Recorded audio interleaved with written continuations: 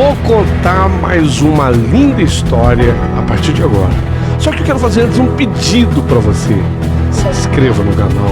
É um gesto tão simples para você e tão significativo para o canal. Entra no canal, se inscreva, curta, põe o teu joinha, acione o sininho. Para nós isso é muito importante. O canal ganha força e muito mais histórias a serem contadas. Por favor, se inscreva no canal. Agora, prepara o coração, porque a história de hoje é linda.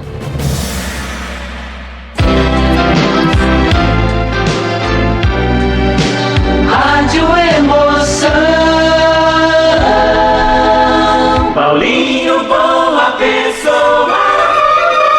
A verdade de cada um.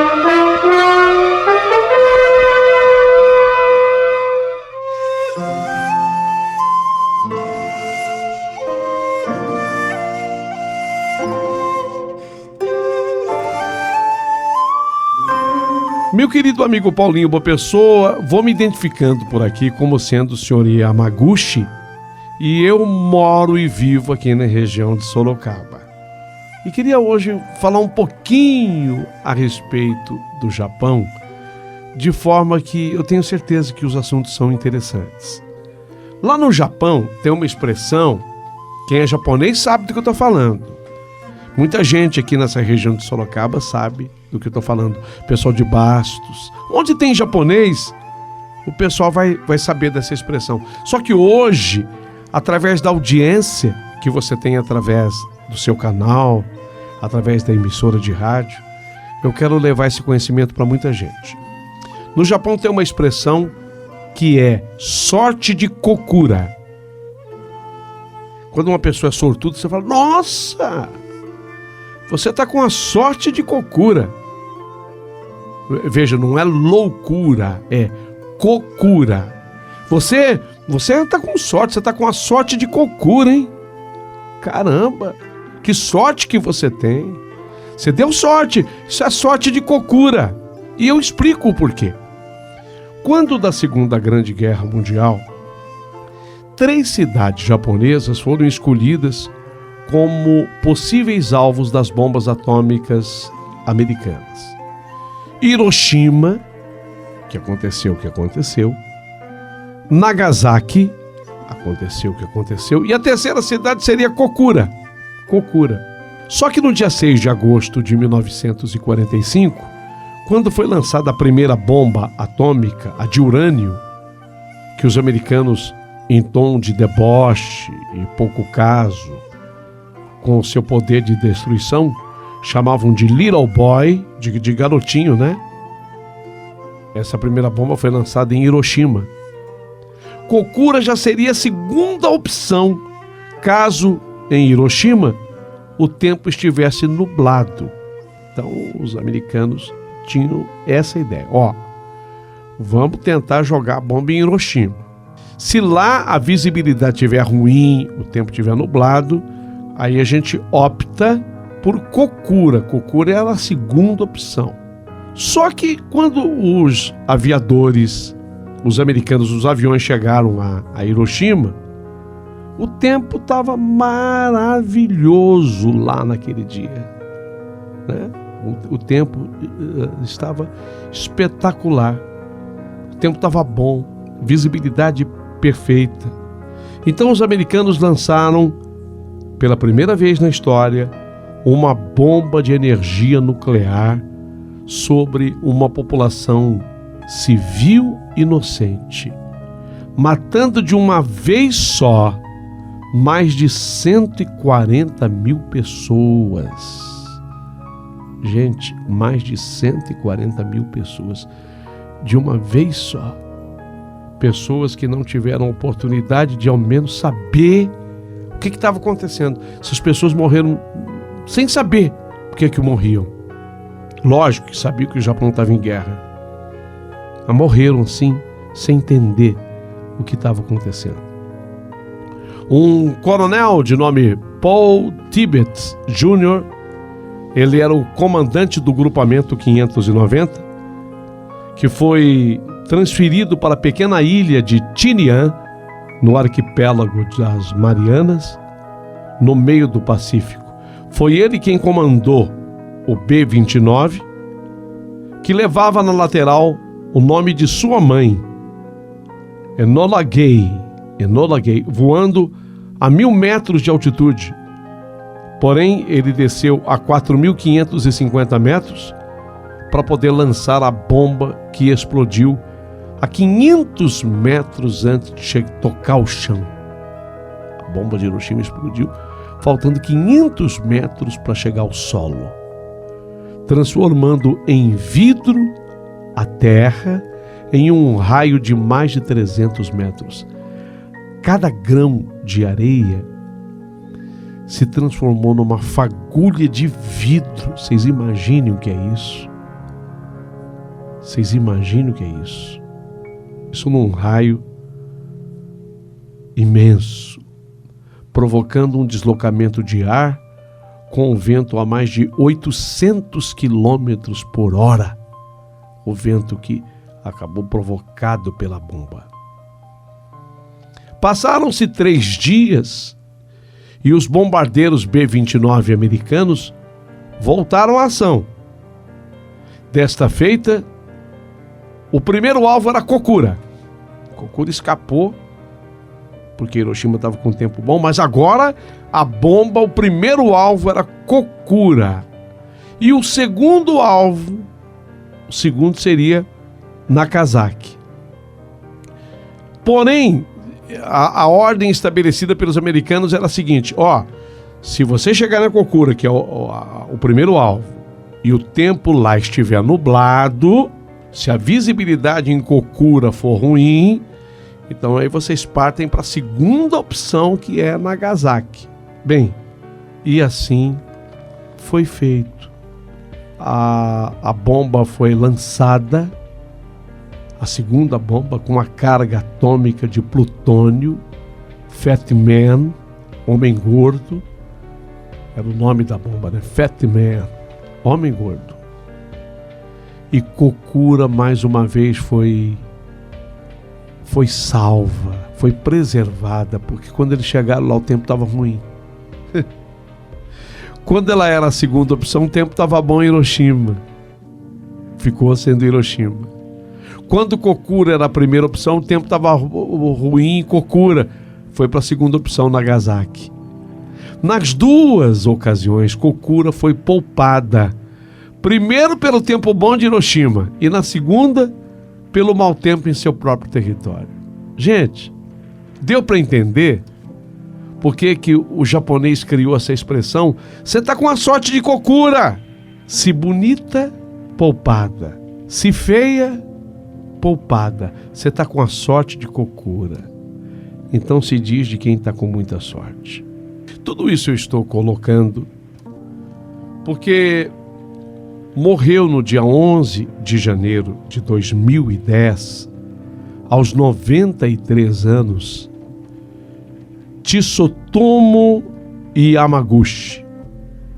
Morreu a 11 de janeiro de 2010, aos 93 anos.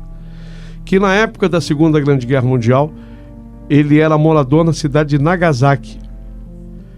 Porém, ele estava resolvendo negócios em Hiroshima no dia que foi lançada a primeira bomba. Aí ele foi medicado devido a alguns ferimentos na parte superior do corpo, que estava lá em Hiroshima, e ele voltou para a cidade dele, Nagasaki. 3 dias depois, jogaram a bomba em Nagasaki, e o senhor Tsutomu Yamaguchi, até onde se sabe, foi o único que sobreviveu às 2 catástrofes causadas pela intolerância humana, intolerância do homem. Ele conseguiu escapar, o senhor Tsutomu Yamaguchi, de 2 bombas atômicas, uma em Hiroshima e outra em Nagasaki. E ele veio a falecer no dia 11 de janeiro de 2010. Mas Tsutomu Yamaguchi é a prova que pode haver sorte até mesmo no azar. Parou para prestar atenção? Por infelicidade, ele estava nos 2 eventos catastróficos, mas por sorte se salvou em ambos. e virou notícia no mundo. Nas duas explosões que causaram grandes danos em um raio de 4 quilômetros pelo menos, ele estava a mais ou menos a 3 quilômetros de distância. Na segunda explosão, a de Nagasaki, ele, mesmo machucado, se apresentou no estaleiro em que ele trabalhava. A maior parte dos seus colegas foi para um abrigo antiaéreo quando soou o alarme alertando que haveria um ataque dos americanos. E ele resolveu ficar com a mulher e o filho no estaleiro. A bomba caiu exatamente em cima do abrigo, matando todos, inclusive seus companheiros que lá estavam. Apesar dos ferimentos, Tsutomu Yamaguchi presenciou a história, tornando-se depois um palestrante que falava em nome da paz, além de ter escrito livros, músicas sobre o episódio. Ele ganhou nome por isso, ficou famoso por isso. Na verdade, os Estados Unidos pretendiam mostrar ao mundo, e principalmente à União Soviética, o seu poderio nuclear. Em 15 de agosto de 1945, diante das destruições causadas pelas bombas, o Japão se rendeu e assim se colocou um ponto final à Segunda Grande Guerra Mundial, iniciando a partir daí a chamada Guerra Fria. Em outubro de 1982, enquanto se passava pela Praça Dom Pedro de Petrópolis, a minha cidade, porque eu morei lá um período, eu ouvi alguém chamar pelo meu nome. Era um músico amigo meu que, correndo ao meu encontro, disse: olha, estão precisando de um músico para ir se apresentar no Japão, e eu sugeri que você fosse. Vá falar com o empresário que ele deve escolher para você fazer essa temporada lá. Puxa vida, eu achei uma grande oportunidade para você. Eu respondi na hora que eu iria sim depois falar com a tal pessoa, o tal do empresário, mas o meu amigo insistiu que eu fosse naquele momento. Não, depois não, você tem que ir agora. Tem que ir agora porque eles estão decidindo já. Tem que ir agora, tem que ir já. Acabei indo, mas eu fui muito mais pela insistência do amigo do que por acreditar que eu ia fazer essa viagem para o outro lado do mundo, que eu iria para o Japão como músico. Eu não ia bem na profissão de músico e a minha autoestima estava muito em baixa para acreditar em qualquer coisa boa que pudesse me acontecer. Aliás, eu tinha ido ao centro da cidade para espairecer, esquecer um pouco as adversidades daquele momento da minha vida. Bem, eu fui, falei com o tal do empresário e, creiam, acabei sendo escolhido, contratado, e eu me apresentaria na boate Saci Pererê. Sabe onde fica a boate Saci Pererê?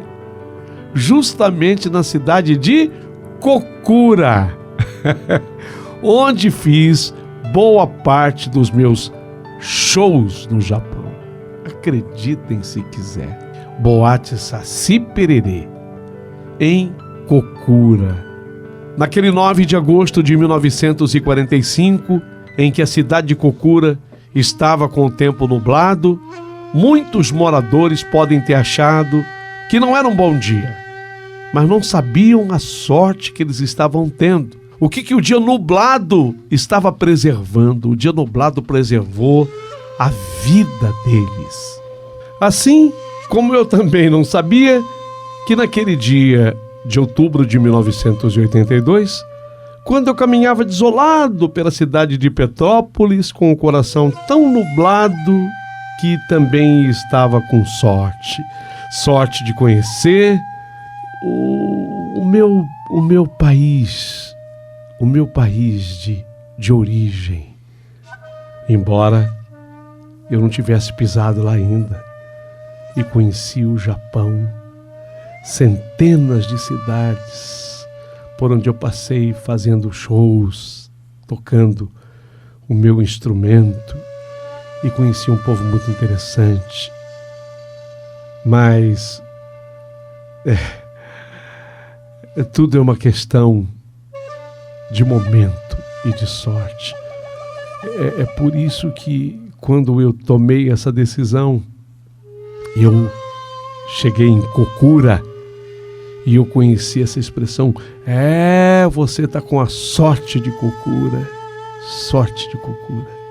Se diz principalmente quando alguém se salva de algo muito grave, sem perceber o que poderia ter lhe acontecido. A sorte de Cocura. E a minha sorte de Cocura foi tão grande, tão grande. Foi lá no Japão que eu conheci a Maika e com ela acabei me casando e formamos a nossa família, e hoje eu vivo aqui na região de Sorocaba. A sorte de Cocura